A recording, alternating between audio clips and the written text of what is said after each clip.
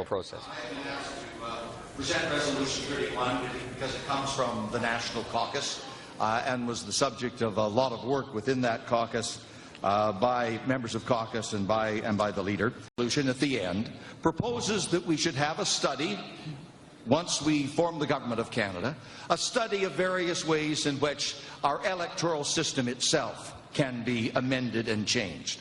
That might be preferential ballot. That might be proportional representation. It might be something else entirely.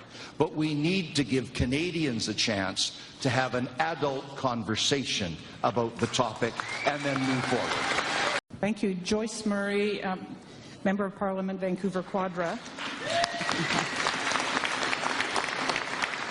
So I just want to address the comment that had just been made. Yes, we did have a policy at our last convention. This takes it a step further and engages Canadians in the conversation. And that is true to the kind of approach that our leader wants to take. He wants to include the country, include Canadians in the decisions.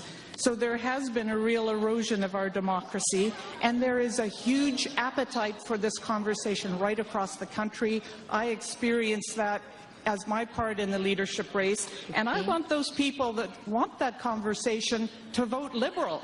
So let's give them that opportunity. So I'm proposing we make every vote count.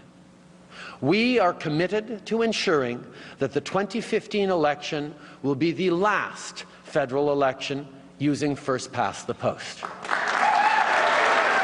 We will ensure that electoral reform measures such as ranked ballots, proportional representation, mandatory voting, and online voting are fully and fairly studied and considered.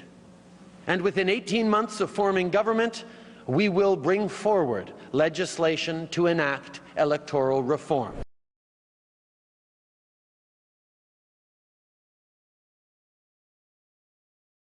And I had to make a very difficult call to put aside the commitment to change our voting, our type of voting, and move forward in other ways to do that. And I know there are people who disagree with that, and that's what we have elections for. You will be able to be critical of me now, ongoing, and at the ballot box if that's the issue that matters most to you, and I know a number of you will.